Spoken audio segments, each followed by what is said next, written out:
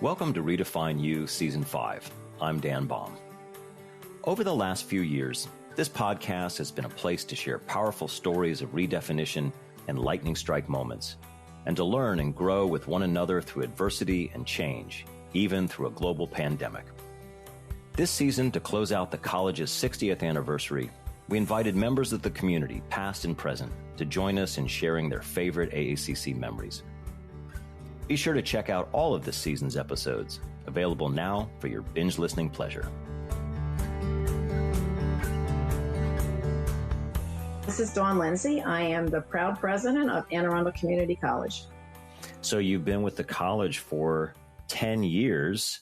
I'm sure you have a lot of favorite memories of being here, but what stands out? What's one of your favorite memories? You know, I had a hard time coming up with just one, to be honest with you. So I started thinking about, I really love commencement. I really like watching people come across the stage. I really enjoy the first week of class when everybody comes in, new students, and they're excited and happy and hopeful.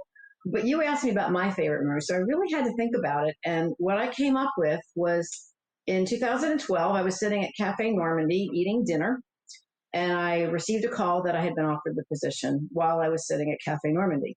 And unfortunately, I didn't have anybody physically present with me to celebrate the news. But the table next to me, they kind of noticed my excitement and they asked me, like, what just happened? And I told them, and this whole dialogue began. And we turned out to be like great friends for the evening because they told me about their personal connection to AACC and how much they love the college. And I thought, well, this is kind of interesting that, I run into people that have a relationship with the college. And here I am the first night getting to celebrate this. So the evening ended and they wished me the best. And they reiterated how fortunate I was to be the selected candidate.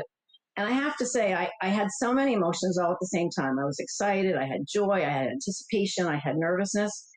And one of the things I've learned from this is when I see our faculty and staff sometimes kind of feeling down or defeated, I tend to ask them to recall the feeling that they had the day that they got the phone call offering them ultimately a position to come work at Arundel Community College, and what they were feeling then and how they got that initial feeling. And for me, I know when I do that little exercise, what I come up with is gratitude. That's excellent.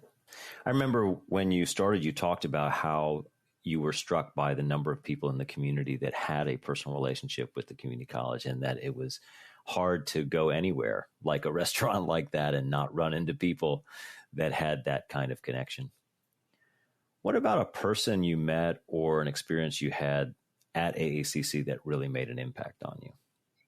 So again, there are so many people and experiences that have impacted me over the last 10 years with my job. Obviously, a big part of my job is knowing the community and really understanding the needs of our students. So I really enjoy working with donors. I really love the legislative aspects of my job. I like working with and through our constituent group leaders. But I think one thing that I have that's different than everybody else's, that's very specific to my work as the president, is I have the opportunity to work with our student trustee on a very close and personal basis. Many people might not know that our student is a full participating member of the board. They have a full vote. They're appointed by the governor, so they are a real trustee that's serving a one-year term. So I really enjoy building a relationship with each of them. And I really love seeing their leadership come to surface as their skill set grows throughout the year. I meet with the student trustee at least once a month, sometimes more if we're preparing for some type of an elected official meeting or if there's a special project that we're working on. Every year, I take a group of students to Student Advocacy Day down in Annapolis, where we interact with all of our elected officials.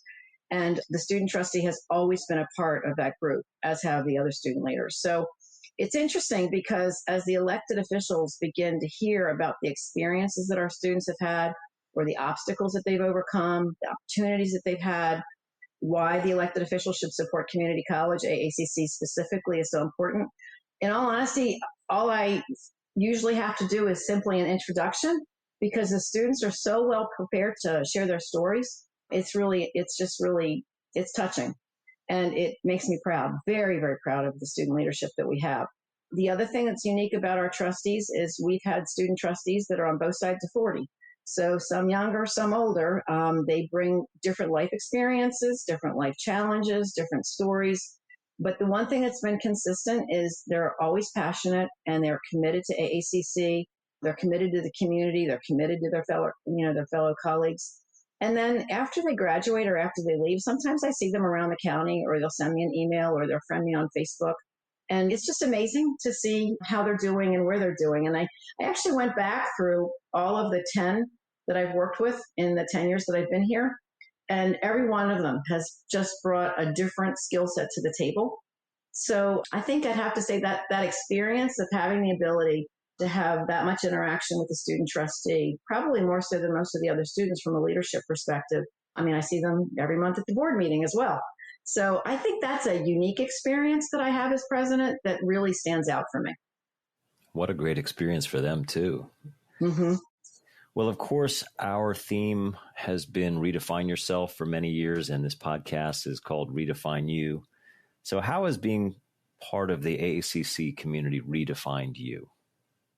I'll start by saying, as an academic, I believe that I practice and commit to lifelong learning.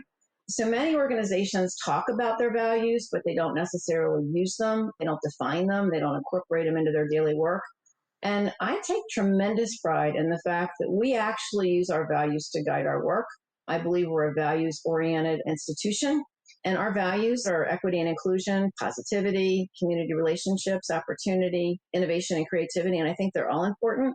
And they all align with my own personal values, and they really guide me in decision making. I mean, our values right now are so important that we're actually including them in our evaluation process. So I think it's a really clear statement to our campus and the community as a whole that we really care about this.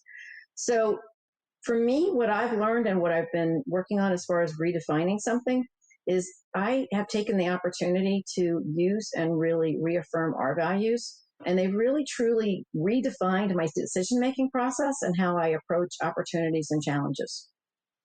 Well, since you are the president, I have some questions about the future that I'm curious about. We've just concluded our 60th anniversary, and we seem to be, hopefully, moving from a pandemic to an endemic. How do you think we've changed over the years that you've been with AACC? Well, the first thing I'll say is we can no longer assume that if we build it, they'll come. So I think that's one lesson learned for sure. I think we realize the need to be strategic and deliberate as where we're putting our resources, both human and fiscal. We've got to really make sure that we're remaining true to our mission. And I think over the last 10 years, we've continued to grow programs as we seek different opportunities that benefit our community and our students and those that we're educating as a whole. I think our county footprint continues to expand as we've been offering classes throughout the county and in a variety of different locations. This year alone, we opened 2 brand new buildings. The largest is our 175,000 square foot, $116 million Health and Life Sciences building, designed to really double our nursing program and provide opportunities for people to find employment, but also for employers to find talent. For the first time ever, the foundation launched a capital campaign in which they fully funded the cost for the Clausen Center for Innovation and Skilled Trades. I think our relationship with elected officials has probably never been tighter or with more mutual respect. I think our external decision makers are acknowledging the important role that we play in the county. For the first time in history, we've been fully CADE funded. Each year, we've been able to provide some type of compensation increase. There's a very close relationship now amongst and between the divisions that I'm really proud of and enjoy working with vice presidents. We make decisions. I think we've grown academically. We're a very, very complex college with credit and non-credit options. We've got transfer and workforce credentials. We've got face-to-face classes, hybrid, online, remote, you name it. We've worked to create it. Our students are multi-generational. I think our students are more diverse, for sure. Our workforce is more diverse. We did hire our first chief diversity officer in 2015. So we were the first college in Maryland to support this position. In 2015, we also brought forward a new strategic plan that supported the national agenda for completion. We're stating that success is no longer based on how many students enter our doors, but how many students persist to attain their educational goal and get through that door. Last year, our foundation raised almost $10 million through donor foundation building. That's incredible for us. And I can't forget the national pandemic. And as I've said many, many times, there's just no playbook on how to lead a college through a national pandemic. So we've learned a lot there. We had safety as our North Star, and every decision that we made was based on when it was safe and what would be safe. So I take a lot of pride in the commitment that we made as a college to our workforce and our students. That said, I think COVID did provide us an opportunity, and that was to really test our strength and our muscle when it comes to remote and virtual presence. And in March of 2020, our faculty moved 1,200 classes to online within 2 weeks because we couldn't come back to campus. Our staff brought back all of the student support programs. They brought them back to being online, which had never been done before. So I think that actually tied into an older goal, which was taking a look at how we can become the premier online learning environment. And we got pushed into it a little bit faster than I thought we were probably prepared for or what we were looking for. But I do think that that was an opportunity that COVID gave us. I'm really excited that we're getting ready to return to campus and have a campus presence and seeing people and interacting with our students. And what I have to say that hasn't changed over the last 10 years, which I'm also very proud of, is the passion and the dedication and the commitment that our faculty and our staff and our board support, and really the high regard that we've earned in this community because of the work that we do. So no other college I would have wanted to go through a pandemic with or some of these challenges with, but I just think we've got the workforce and we've got the leadership, we've got the board, and we've got the county support. And obviously we're nationally known for what we do. So I think we've got a lot to be proud of. Yeah, I can hear the passion in your voice. I'm going to give you a crystal ball. What do you see for the future? Where do you think community colleges and perhaps AACC specifically are headed? I think our future's bright. I think we need to realize that we need to continue to innovate and be strategic, but I think we're going to be just fine, and I think we're going to continue to grow. I believe we need to keep innovating based on the foundation of the work that we've already been successful with. So I think we've got a platform with which to move forward. We know at the national level, we continue to see a decrease in enrollment, and we have to stabilize that decrease. It's impacting all community colleges. It's impacting four-year colleges. So it's nothing that we've done. It's being done to us for things that are often out of our control. But we have recently learned of some colleges that are starting to see an upswing. We are starting to see a bit of a flattening with our enrollment, which is good.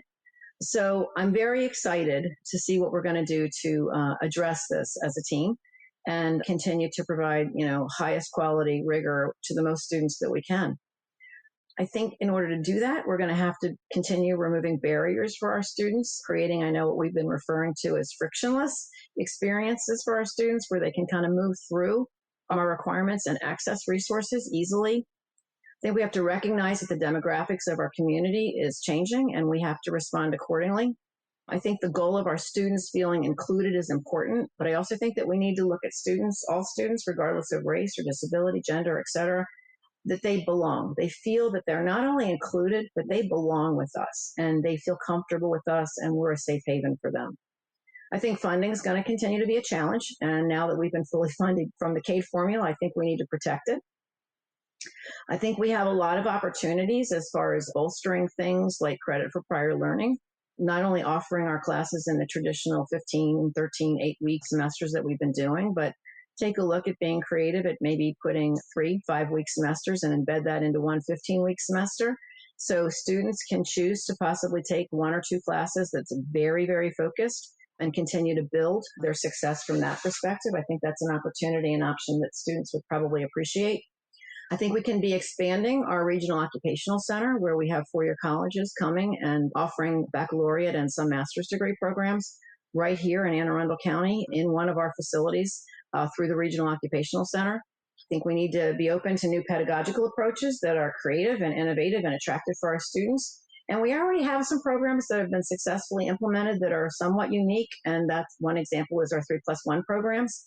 And these are programs where students can take 90 credits at our cost and transfer to a four-year college and in another 30 units get a bachelor's degree. And then I started thinking, wouldn't it be really wonderful if we could make sure that the regional occupational center is an area for transfer for these 3+1 where our students could stay totally in the county. And when we're looking at our average student being 26, they're not looking for a residential experience. They're not, able to necessarily drive to some of these four-year colleges that are out of reach. But if we bring those colleges to us in support of the degrees that we're doing and create more of these 3+1s, I think that's going to be a competitive win. And the fact that not every college has a regional occupational center, I think that's a great opportunity for us. I think the competition for our market has increased as other colleges who have never been in the picture before are recruiting our students and pulling them away from us. So we need to take a look at what's going on. And we're also starting to just see a decline in student admissions to college or interest in attending college. We see more students stopping out or dropping out. So we've got to take a look at the student market that's traditionally been coming to us, that we've been very comfortable with over the 60-year history that we've had, and really take a look, an honest look at what's changed with our students in 60 years, what's changed with our students in 10 years or 5 years or even 2 years. The opportunities, again, that COVID's presented is it's evidence to students that they can do things differently as well. So they can benefit from a lot of different options. I'd love our workforce to take a look at what their skill set can bring to our retention and completion programs, in that every one of us has a responsibility and something that we can offer. And if we all tap into our own specialization and spread that, we're going to have a very, very successful student experience, which is obviously what we're looking for. In summary, when I started to think about words that would come to mind when I thought about the upcoming years, I think of words like strategy, thoughtful, informed, analytical, honest about our fears, but continuing to be strong and being a leader and moving ahead. And ultimately, I think if we live those 5 values that I spoke about earlier, and we talk about what's important, I think our college is going to continue to thrive simply based on the people that we hire, our mission, and everybody wanting to be part of this winning team. So not a lot going on is what you're really saying. You're a dog person. I so was hoping you were going to say for the future, yeah, I think pets on campus would be great. I would be a campus leader if it wasn't for all the other considerations that we had, for sure. Hey, well, we've been able to enjoy them at home for a while. Yeah, I know. Mine are just going into major depression with me being in work. I mean, they're tearing up my house. They're eating door handles. They're scratching up the walls. They're just very, very anxious. They've gotten spoiled. Yeah. I've got one to my right. Well, thank you for all that you do for the college and for the community. Thanks, Dan. I really enjoy my job, and I really enjoy the people that we work with, and I've got just such pride in our mission and what we were able to be successful at. It shows. Thanks so much. Okay, thank you.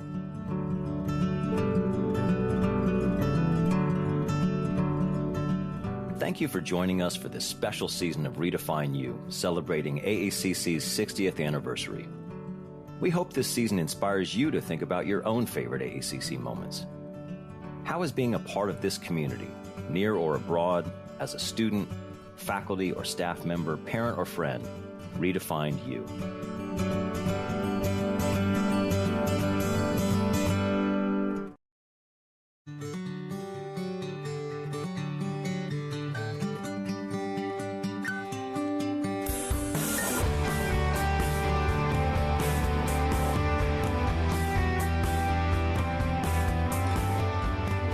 Redefine U is a production of Arundel Community College.